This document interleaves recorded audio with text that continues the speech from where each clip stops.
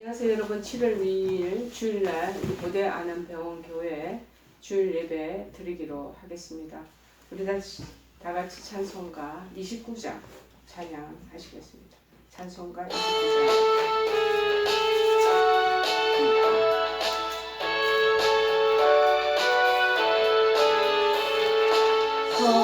성도여 다 함께 할렐루야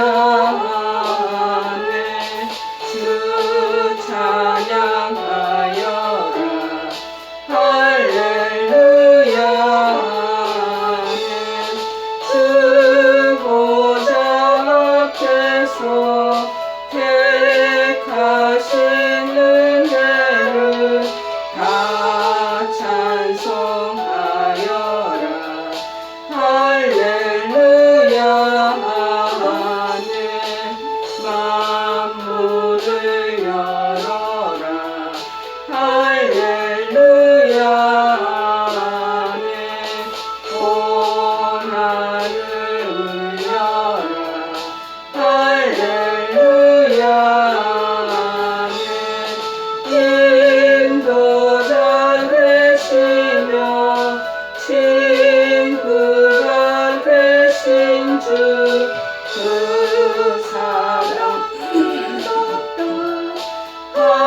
할렐루야 아멘 주 찬양하여라 할렐루야 아멘 찬양은 끝없다 할렐루야 아멘 거룩한 집에서 은총 기리며 늘 찬송 부르자 할렐루야 아멘. 우리 다같이 사도신경 고백하시겠습니다.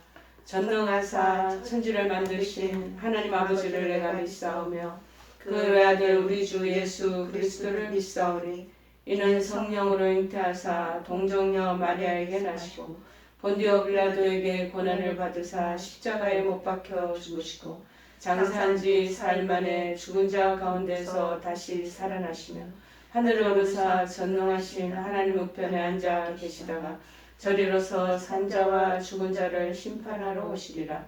성령을 믿사오며 거룩한 공회와 성도가 서로 교통하는 것과 죄를 사하여 주시는 것과 몸이 다시 사는 것과 영원히 사는 것을 믿사옵나이다. 아멘. 오늘 하나님께서 저희들에게 주시는 말씀 우리 보시기로 하겠습니다. 구약성경 10편 37편 1절에서 7절 말씀 보시겠습니다. 10편 37편 1절에서 7절 말씀입니다. 페이지 수로는 827쪽입니다. 827쪽 10편 37편 1절에서 7절 다 찾으신 줄 알고 제가 봉독하겠습니다. 악을 행하는 자들 때문에 불평하지 말며 불의를 행하는 자들을 시기하지 말지어다. 그들은 풀과 같이 속히 배임을 당할 것이며 푸른 채소같이 쇠잔할 것이미로다. 여호와를 의뢰하고 선을 행하라. 땅에 머무는 동안 그의 성실을 먹을거리로 삼을지어다. 또 여호와를 기뻐하라. 그가 내 마음의 소원을 내게 이루어 주시리로다. 내 길을 여호와께 맡기라.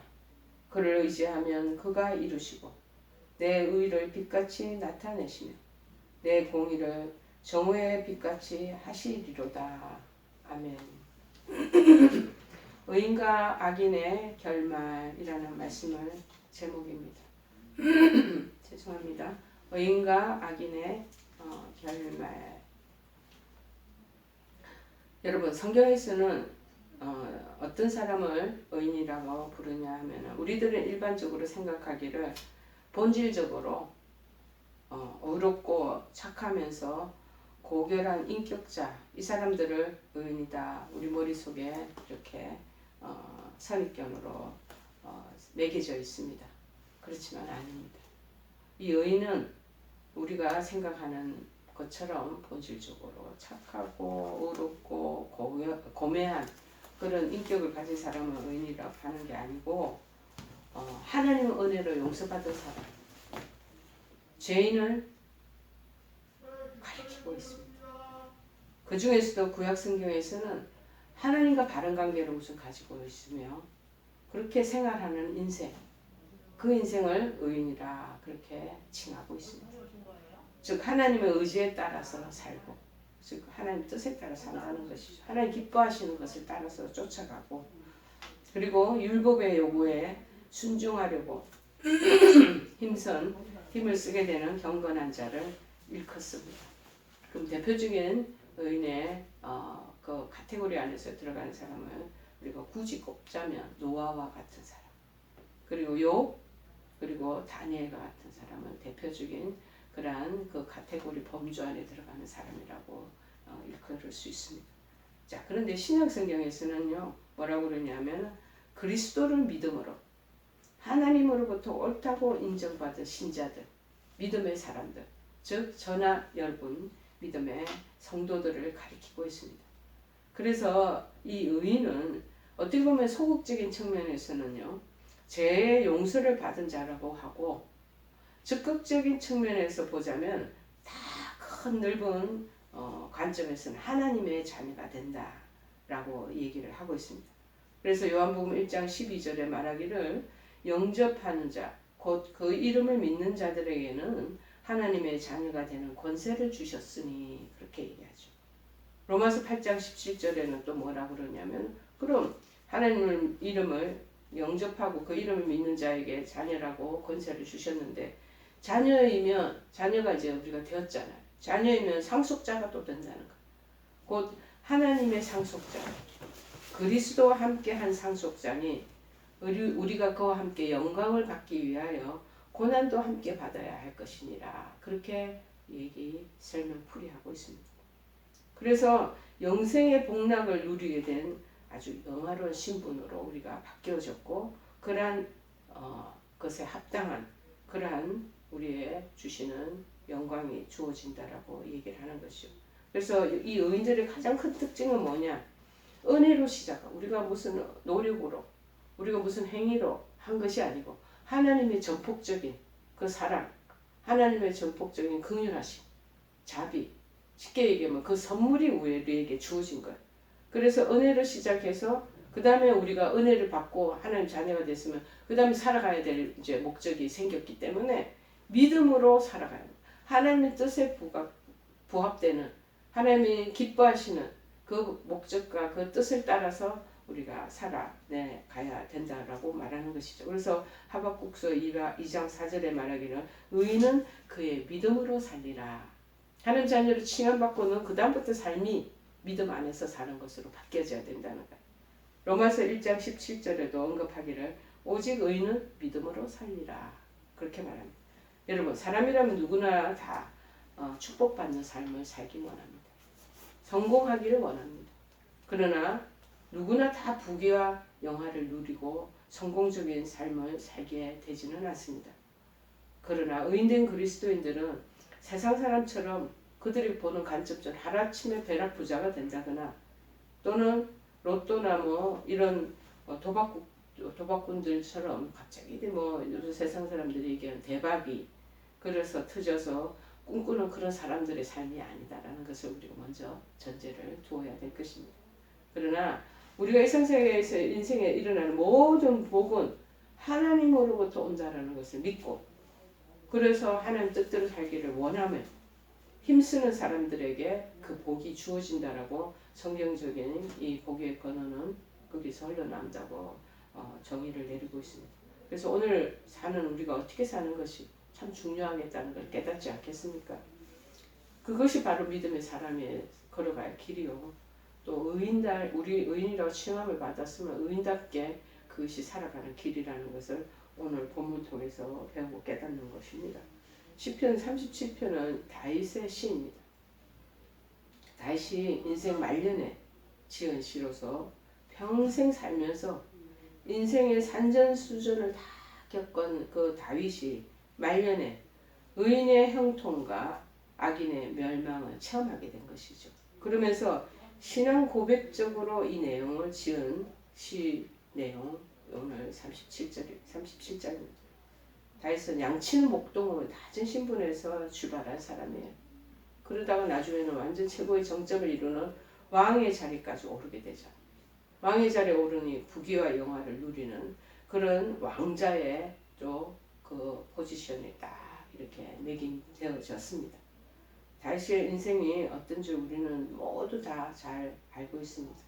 그런데 그런 목동에서부터 왕이 되기까지 그 파란만장한 그 인생의 여정 속에서 숱한 시기도 받게 되고 질투도 받게 되고 또 자식으로부터 배반을 당하고 배신을 당하게 되는 등 처절한 고통과 시련 속에서 있었다라는 거예요. 근데 그 속에서 또 시실라실처럼 가장 크고 넓은 용서를 하게 되고 그 사랑을 실천하게 되는 그런 모습을 보이고 있다라는 것입니다. 여러분 젊은 나이에 아주 어린 그 아들을 이제 잃어버리는 그런 상처, 그 고통을 또 이분이 당하게 됐죠. 나중에는 큰아들 장자, 조금 전에 언급한 것처럼 압살롬으로부터 배반을 당하고 이제 왕자에서 쫓겨나는 그런 처절한 시련과 아픔을 겪기도 했습니다. 숱한 인생의 고난의 10년에서부터 최고의 부귀, 영광의 자리를 경험했죠. 과연 하나님의 사람, 믿음의 사람, 이 사람이 의인답게 사는 것이 무엇이며 세상 사람들과 좀 믿지 않는 자들과 우리는 무엇이 다른가 본문 통해서 우리에게 말씀하고 있는 것입니다. 본문은 이제 시편 전체가 150편으로 이루어져 있거든요. 그 150편에 어쩌면은 새롭게 시가 열리는 그 서막을 여는 시라고 일컫는 제1편 그 시의 결론과 같은 내용입니다. 1편에도 제가 한 1편을 찾아볼까요? 무릇 의인들의 길은 여호와께서 인정하시나 악인들의 길은 망하리로다 라고 1편 1.6절 마지막 절에는 언급하고 있습니다. 똑같이 오늘 말씀하고 그 있는 것과 우리가 같이 견주어서 살펴보면 좋겠죠. 자, 본문을 통해서 우리가 그러면 의인답게 사는 길 뭔가 한번 깨닫기를 원합니다. 1절 2절에 얘기하죠. 악을 행하는 자들 때문에 불평하지 말고 너희들 쉬게 하지 말아라 라고 얘기하는 것입니다. 이 말씀은 우리 그리스도인들이 일상적으로 많이 이렇게 얘기를 하죠. 좀 못된 사람, 예수 믿지 않는 저 집, 저 가정 더 잘 되면 어떻게 되는 거냐 라는 말씀과 같은 선상에 있는 내용입니다. 우리 그리스도인들이 세상 사람들의 삶의 형태를 보면 불평하거나 시기하는 마음이 생기죠. 우리는 이렇게 똑바로 선을 행하려고 하고 하나님 뜻대로 살고자 하는 이 마음으로 정말 조심조심 살아가고 있는데 그러지 않는 저들이 선을 넘나들면 더 잘 살고 더 잘 지낸다는 거예요. 자, 그 부분에 대한 경고의 말씀이죠. 악을 행하는 자들 때문에 불평하지 말며 불의를 행하는 자 시기하지 말지어다. 믿지 않는 세상 사람들의 삶의 스타일 하나님 편에서 볼 때 아무리 선하고 어렵게 산다고 하여도 영적으로는 다 악의 길을 걷는 사람들인 것. 하나님 등지고 오로지 세상을 제일 가치관을 우선순위로 세우며 사는 사람의 길은 악을 행하는 자의 길에 서 있는 것과 마찬가지라는 입장입니다. 그리고 불의를 행하는 사람 때문에 니네들 그것 때문에 속상하거나 그 때문에 너희들 시기하거나 질투하지 말라는 것이죠. 믿음으로 사는 것을 의인의 삶 또는 의로운 길이라고 성경은 말하고 있지 않겠습니까? 자, 그런데 믿음의 길이 아니고 불의를 행하는 길, 그 노선에 서 있는 사람, 그 사람들 때문에 니네들 마음 속상하지. 그것 때문에 그거 마음 속상하거나 질투하거나 그것 때문에 쉽게 얘기하면 우리가 일반적인 말로 배 아파하거나 그렇게 하지 말라는 거예요. 세상에서는 악을 행하고 불의의 길을 걷는 사람들이 이제 보기에는 잘 되고 승승장구하고 부동산 하면은 이익을 남기고 여러 가지 주식이나 이런 경제적인 그런 투자를 하기 위해서 애를 쓰다 보면은 몇 배를 남기고 몇 천 배를 남기고 그렇게 그 사람들이 그러다 보면 큰 소리 치고 하는 일들이 비일비재하다는 거예요.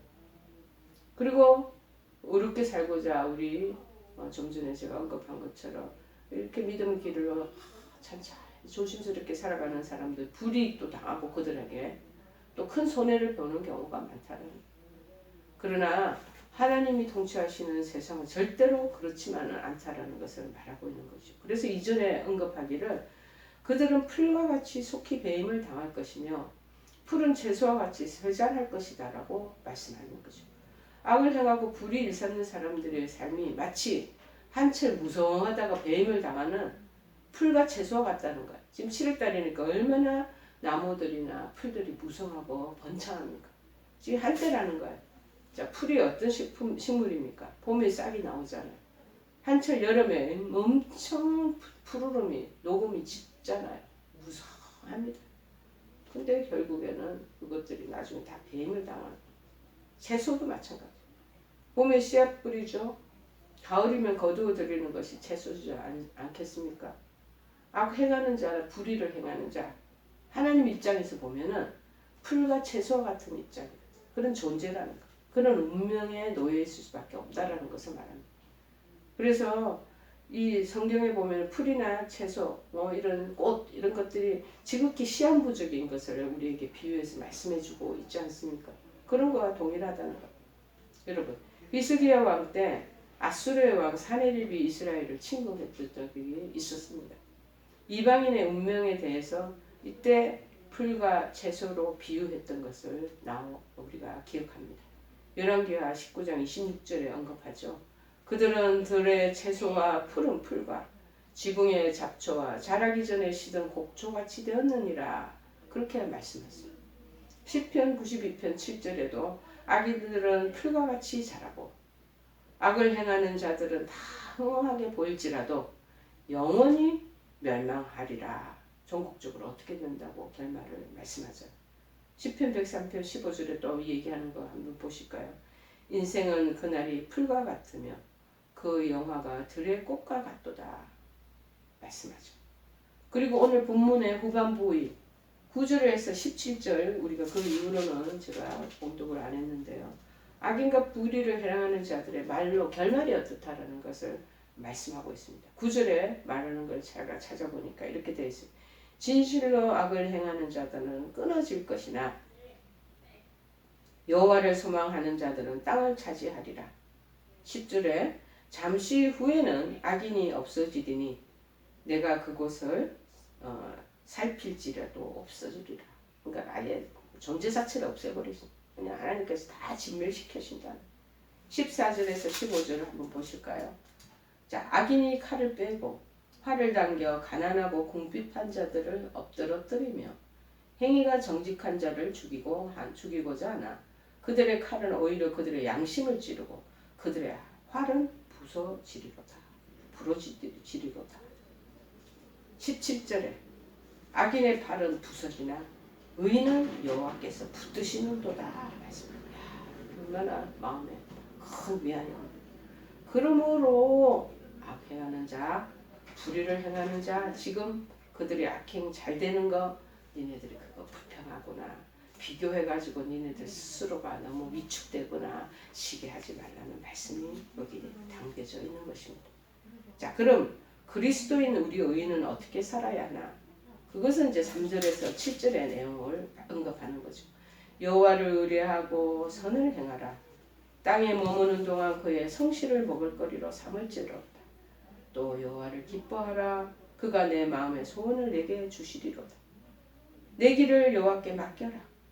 그를 의지하면 그가 이루시고 내 의를 빛같이 나타내시고 내 공의를 정의의 빛같이 하시리로다. 그렇기 때문에 불평이 있고 억울함을 당하고 여러 가지 니네들이 견책을 지금 당하는 상황에 있더라도 이제 7절에 여호와 앞에 잠잠하고 참고 기다리라. 자기 길이 형통하며 악한 꾀를 이루는 그것 때문에 우리 속상할 때 많습니다. 우리 그냥 막 너무 부당하다는 생각이 들 때가 엄청 많죠. 그런데 그것 때문에 불평하지 말라고 얘기하는 거죠. 자, 이 네 가지 말씀하시는 거예요. 이 말씀을 잘 기억하고 우리 평생 살아가면서 진리와 교훈으로 삼아야 되지 않겠습니까? 첫째, 여호와를 의뢰하고 선을 행하라는 첫째 비결이 뭐냐? 여호와 하나님을 전적으로 100% 의지하라. 3절에 여호와를 의뢰하고 선을 행하라. 땅에 머무는 동안은 그의 성실한 노력, 땀의 수고로 먹을거리로 삼을지어. 여기서 의뢰한다라는 말은 영어로 trust in the Lord. 하나님만을 100% 믿고 의지하고 살아라. 인간을 의지하고 살면 안 돼. 여러분 우리가 자칫 잘못하면 우리 핏줄을 의지하고 우리 가족을 의지하고 우리가 관계된 그런 결속된 공동체를 의지하고 그렇게 될 때가 많습니다. 근데 의지할 존재가 못 된다. 하나님을 의뢰한다는 말씀의 뜻은 무슨 뜻이냐? 트러스트 한다는 말은 하나님께 맡긴다는 뜻과 동일하대. 하나님의 자녀와 믿지 않는 이방인의 차이가 뭐냐? 하나님 자녀는 하나님을 100% 전적으로 의뢰하는 사람, 의지하는 사람이고 믿지 않는 사람 표시는 뭐냐면 하나님을 믿거나 의뢰하기는커녕 하나님을 심지어는 부인하거나 그거를 거절하는 사람들을 여기 포함시키는 것입니다. 하나님 믿되 전적으로 100% 의뢰하는 사람 하나님은 책임져 주신다. 뭐 한 80%, 70%, 5대5 이런 식으로 하면 하나님 그냥 내버려 두시고 방관하실 수도 있어요. 왜? 전폭적으로 의지하지 않기 때문에. 자, 그런데 하나님을 온전히 의뢰하는 오늘 본문을 기록한 다윗이 그러지 않았겠습니까? 하나님을 전폭적으로 의지하면서 인생을 살았거든요. 그 대표적인 이 시가 37편뿐이 아니라 시편 18편, 23편에 고백한 내용도 다 동일합니다. 시편 18편은 어디에서 나온 내용이냐면은 사울의 손에서 건져주신 하나님의 전적인 그 은혜를 고백한 시이고요. 시편 24편 우리 너무나 대중적으로 잘 알고 있는 이 시편도 평생을 살면서 목자가 되신 하나님을 고백한 내용이에요. 특별히 이제 18편 이 사울의 손에서 의뢰한 것을 고백한 그 내용은 나의 힘이신 여호와여 내가 주를 사랑하나이다. 2절에서 구체적으로 여호와는 그래서 나의 반석이시고 나의 요새가 되시고 나를 건지시는 이시여 나의 하나님이시여 내가 그 안에 피할 나의 바위시여 나의 방패이시여 나의 구원의 뿌리시여 나의 산성이시로다. 기도할 때 우리가 초장에 얼마나 이 본문을 열면서 기도합니까? 여러분 머릿속에 암기하시면서 기도하시기 바랍니다. 그리고 29절에 18장 29절에 말합니다. 내가 주를 의뢰하고 적군을 향해 달리며 내 하나님을 의지하고 담을 뛰어넘은 나이다. 고백하며 막 찬양하는 거예요. 이보다 더 견고한 신앙이 어디 있겠습니까? 시편 23편 우리 모든 그리스도인들이 너무나 잘 알고 암송하는 그래서 은혜 받는 성경 구절이죠. 목동이었던 다윗 여호와 하나님은 이 다윗의 목자가 되심을 고백하잖아요. 여호와는 나의 목자시니 내가 부족함이 없으리로다. 정말 구구절절 양이 목자를 전적으로 의뢰하죠. 목자 없으면 양은 전부 다 늑대와 이리에 밥이 될 수밖에 없습니다. 눈이 그렇게 좋지도 또 않아요.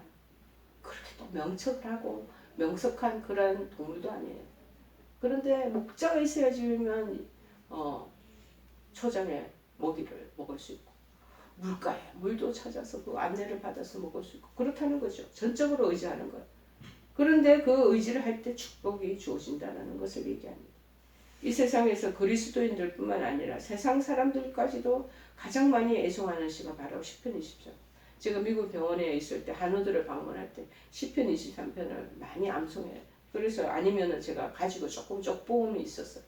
그걸 호주머니에 들고 원래는 성경책을 미국 병원에는 못 들고 가게 돼 있어요. 근데 저는 딱 제 호주머니에다가 포켓에 조그만 걸 넣고 그 시편을 읽어드리면 아유 그 연세 드신 할아버지들 막 눈물을 막 치시고 퍼느끼면서 우시는 거예요. 그만큼 하나님의 전적으로 의지하고 네 인생의 앞으로 여정 남은 여정도 하나님 나에게 맡기라는가 하면은 북박치 오는가 봐요.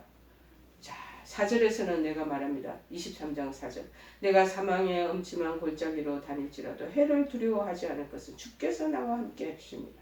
주의 지팡이가 막대히 나를 아니하시나이다. 그리고 마지막 절에 얘기했잖아요. 이 세상에서만 아니라 평생 동안 그리고 영원한 삶 안식을 고백하잖아요. 내 평생의 선하심과 인자하심이 나를 따르더니 내가 이제 마지막 그 죽음의 순간을 넘어 여호와의 집에 영원토록 살게 해주겠다고 약속해. 지금 내세도 약속해.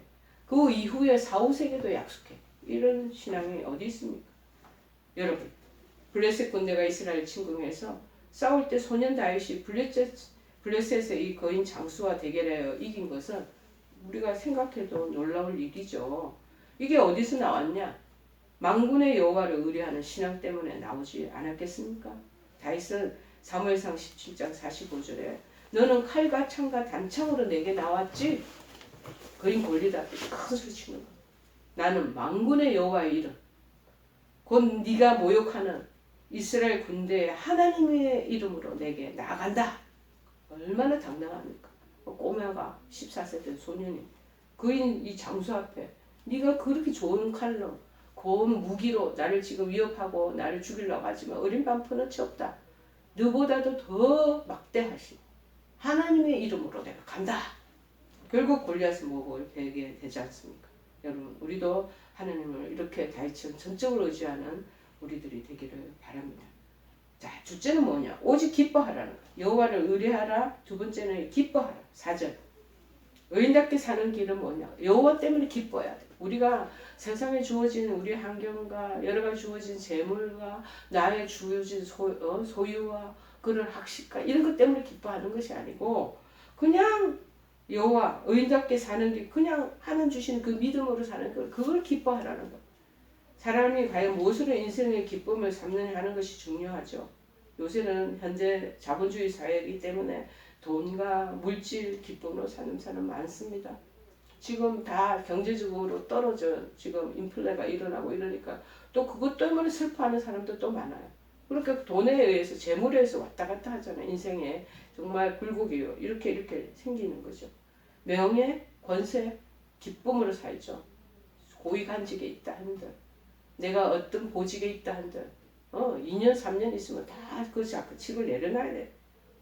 또 술로서 흥청망청 세상의 낙으로 기쁨으로 삼고 사는 사람 요새 보니까 캠핑이야 또 여러 가지 어디로 여행을 또 코로나가 풀리니까 또 떠나고 그것이 낙이라고 생각하고 사는 사람이 있다는 거예요. 이건 세상 사람들이 하는 전형적인 패턴이고 모습입니다. 그러나 우리 믿음의 사람들은요. 이 세상에 그 무엇보다도 여호와 하나님을 나의 기쁨으로 삼고 사는 사람들이 되어야 될 줄을 믿습니다. 요새 이제 코로나 풀리고 나니까 곳곳에 이제 캠핑이야 외국으로 이제 또 나가더라고. 그래서 어디로 다니고 방금 못 가는 사람들 마음이 어떻겠습니까? 참 그래가지고 이제 그런 쪽으로 자꾸 유도를 하는 거야. 매스컴이 그런 속으로 사람들이 가도록 망해먹으려고 그러는 거지. 본문 4절에 여호와를 기뻐하라. 그래야만 그가 내 마음의 소원을 내게 이루어 주시리라. 주 안에서 여호와를 기뻐하라. 오직 하나님의 나의 기쁨이 되고 나의 소망이 되고 나의 생명이 된다는 이 세상에서 제일 가장 행복한 사람 주가의 등락에 의해서 행복하고 지지가 않고 아파트에 어떤 오르락 내리락 상승과 하락에 의해서 왔다 갔다 하지 않고 주 안에 있으면 평정한 그 마음이 평강이 마음속에 깊게 자리 잡고 있기 때문에 그것이 우리에게 큰 행복을 준다는 것입니다. 그래서 시편 4편 7절 8절에도 온것 같죠. 주께서 내 마음에 두신 기쁨은 그들의 곡식과 새 포도주가 풍성할 때보다 더하다이다. 내가 평안히 눕고 자기도 하리니 나를 안전히 살게 하시니는 오직 여호와이시니라 고백하고 찬양했습니다. 여러분 신약성경 사도행전에 봐도 환난과 핍박 속에서도 성령 충만을 받은 초대교회 교인들 특징이 뭐냐? 기쁨이 충만.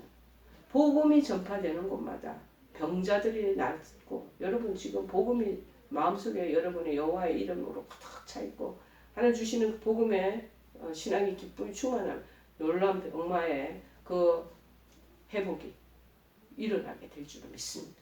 그걸로 채우셔야 돼요.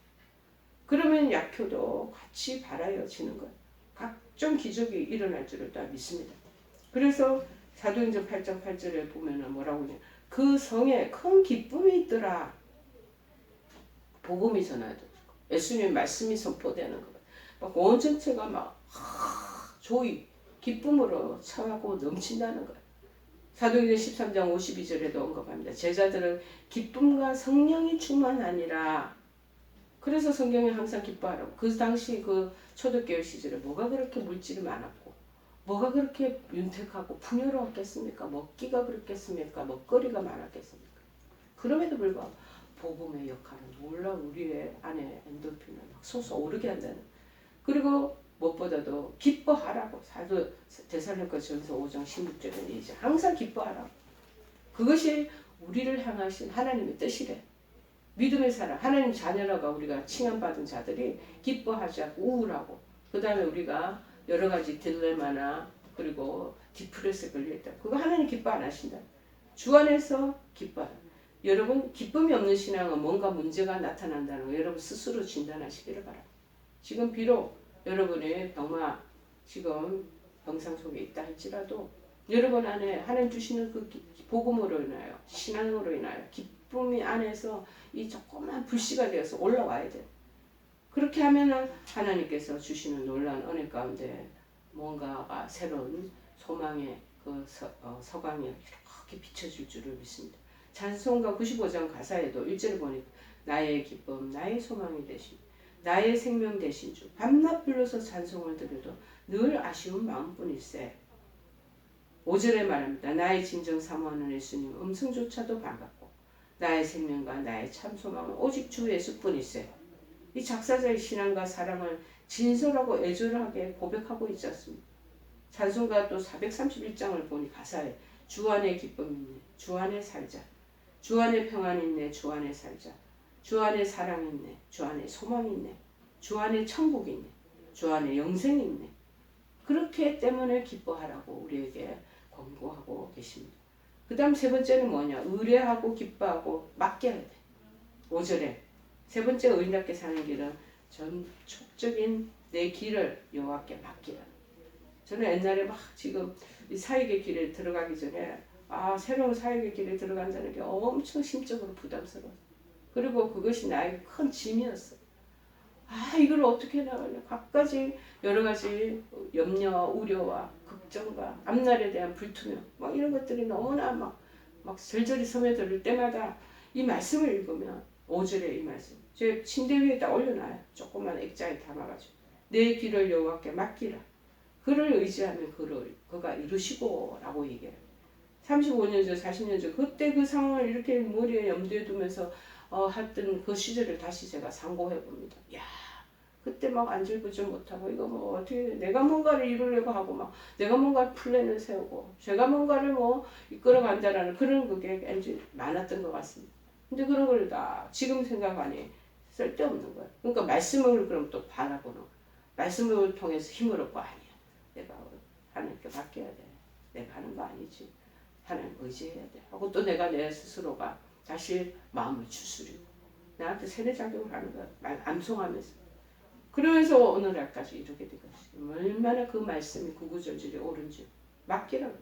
믿고 신뢰만 하고 맡기지 못하면 그것은 온전한 믿음이 아니라는 거예요. 그래서 여호와를 신뢰하라는 말씀은 영어로 trust라고 얘기했잖아요.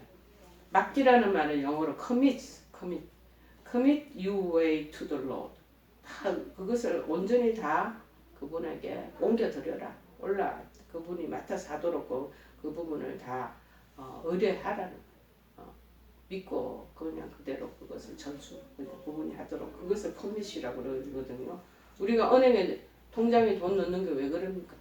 믿고 맡기기 때문에 은행에 넣잖아요. 안전하다고 생각하기 때문에 은행에다 돈을 넣지 않겠습니까? 맡기는지 않겠습니까? 그런데 하나님 믿는다고 하면서 하나님 말씀을 전적으로 믿지 못하는 사람이 얼마나 많이 있겠습니까?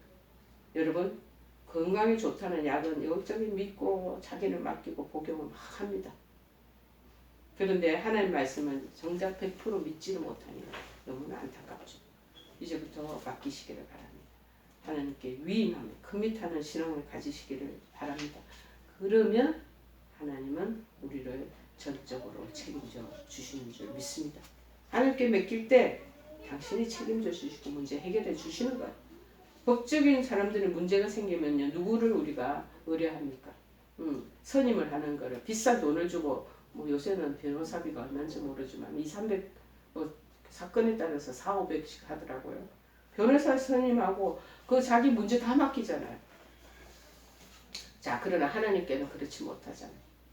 하나님 말씀과 언약대로 모든 약속을 다 이루어 주신다고 번번이 말씀하고 약속하고 계셔. 그래서 6절에 여호와께 모든 길을 맡기는 사람에게는 하나님께서 하시는 언약이 있습니다.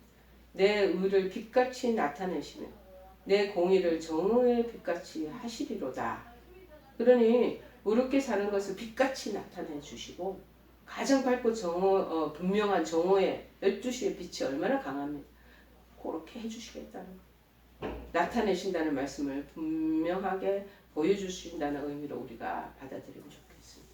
그렇기 때문에 이제 네 번째는 뭐냐? 여호와 앞에서 참고 기다려라. 결론적인 말씀. 쭉 설명하면서 의인답게 사는 길은 의뢰하고 기뻐하고 맡기고 참고 기다려. 지금 말씀하잖아요. 그러하면 자기 길이 형통한다라고 언급합니다. 불평하거나 시기하지 말고 기다리는 신앙 가지라는 것을 말씀합니다. 기독교 신앙은요, 어찌보면 기다리는 신앙이에요. 모든 약속은 기다려야 이루어집니다. 하나님 약속을 믿는다면 기다려야 합니다. 성경의 수많은 언약을 믿는다면 기다리는 신앙을 가져야 합니다. 신구약 성경 말씀에는 하나님의 언약을 믿고 기다리는 신앙을 강조합니다. 그것도 어떻게 기다리냐? 잠잠하고 네 입으로 달뛰고 분주하게 막 행동으로 하고 머리 작전을 구상하고 하지 말고 잠잠하고 참고 기다려요. 어찌 보면 우리가 이거를 못하기 때문에 진짜 내가 그냥 아무것도 안 하고 있냐 해서 자기의 불안 때문에 움직이는 사람이 많아요. 그래서 먼저 앞장서서 갈 때가 있다는 거예요. 기다리지 못하죠. 그런데 여러분, 아브라함 하나님의 약속을 받은 지 25년 만에 그 약속이 이루어지고 한참 잠잠하고 기다렸다니 아들 주시지 않았겠습니까? 만약에 약속 끝까지 기다리지 못하면 큰 실수를 저지르게 되죠. 그게 바로 이제 10년이 지나도 아무런 소식이 없으니까 아내 사례가 마음이 막 조급하니까 불의한 방법으로 자기의 하인인 하가를 통해서 또 다른 씨를 얻게 되잖아요. 결국 자식을 얻지만 비극의 씨앗이 됐잖아요. 인간의 불신앙 때문에 가정의 화목이 깨지고 더 나아가 하갈이 낳은 아들이 이스마엘인데 결국 하나님 백성 이스라엘의 적이 되죠. 아브라함이 기다리지 못한 신앙의 결과가 되지 않았겠습니까? 자, 신약의 예수님을 한번 생각해 보십시오. 부활 승천하실 때 제자들과 성도들이 조급해서 하나님 나라가 회복되는 때가 이때입니까? 어느 때입니까? 불안하죠. 우리의 신앙과 똑같을 것 같아요. 자, 그런데 말씀하신 때와 시기는 아버지께서 자신의 권한에 두셨으니 너희가 알 바가 아니라 고 말씀하시면서 사도행전 1장 4절에 뭐라고 얘기하시냐면 너희는 예루살렘을 떠나지 말고 아버지의 약속하신 것을 기다리라. 그 약속을 믿고 기다리며 기도할 때 성령님이 임하신 것 여러분 기억하실 것입니다. 초대교회 선도주들 중에는요, 예수님 재림에 대해서 기다리지 못하고 조급해서 여러저러 이런 말씀의 교리에 교훈에 어긋난 그런 이단 사설에 빠진 사람들이 엄청 많습니다. 그때 사도 베드로는 말합니다. 사랑하는 자들아, 죽게는 하루가 1000년 같고 1000년이 하루 같다는 이 한 가지를 잊지 말아라. 주의 약속은 어떤 사람들이 더디다고 생각하는 것 같이 더딘 것이 아니라 오직 주께서는 너희를 대하여 오래 참으사 아무든지 멸망하지 아니하고 다 회개하기에 이르기를 원하시느니라. 여러분, 요새 저희들이 계시록, 요한계시록을 묵상하는 중에 있어요. 그게 내용이 보면은 다 인내하고 굳게 지키고 그 다음에 말씀을 잘 붙잡고 기다리는 것. 그 신앙에 대한 것들을 끊임없이 말하고 있습니다. 인간이 잘 못 기다리니까 속성을 아시는 거예요. 그 교회들에게 하시는 말씀이 오늘날 우리 현대 신앙인들에게 전하는 말씀이 아니시겠습니까? 이 시대에 우리 기다리는 신앙이 필요한 시대입니다. 사람들이 조급해서 조급증 때문에 못 기다려요. 빨랑빨랑 하는 그런 신앙이 우리나라에 또 국민성에도 놓여 있잖아요.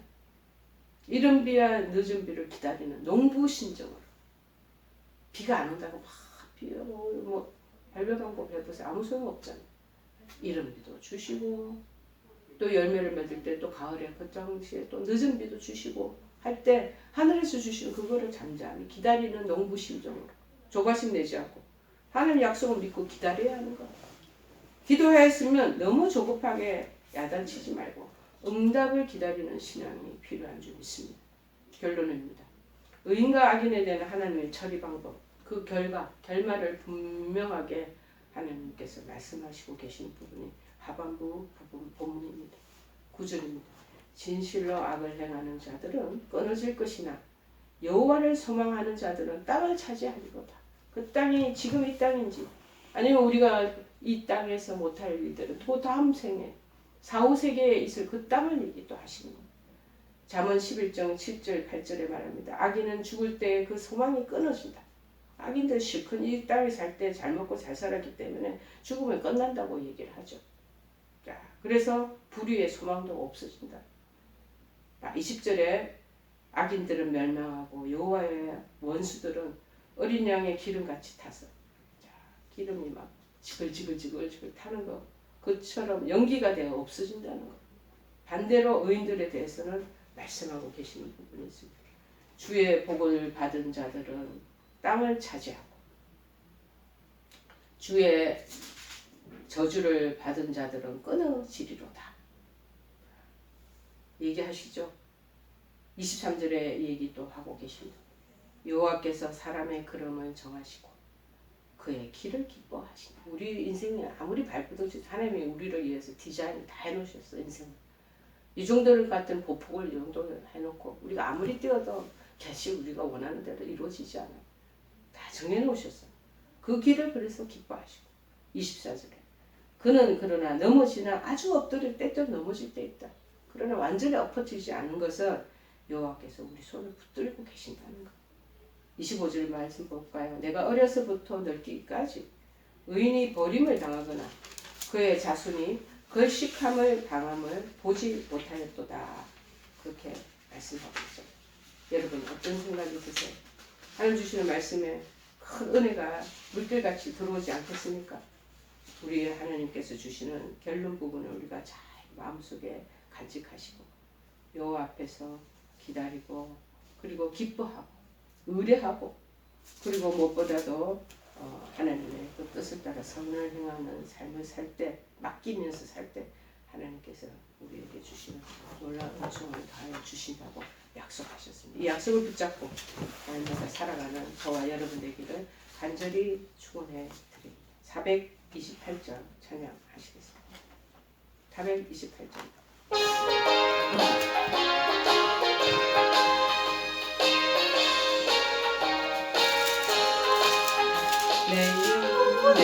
내 빛이니 주 영광 찬란해 이 세상 어떤 빛보다 이 빛 더 빛나네 주의 영광 빛난 광채 내게 비춰 주시옵소서 그 밝은 얼굴 배울 때 나의 영혼 기쁘다 내 영혼에 노래 있으니 주 찬양합니다 주 귀를 기울이시사 다 듣고 계시네 주의 영광 빛난 광채 내게 비춰 주시옵소서 그 밝은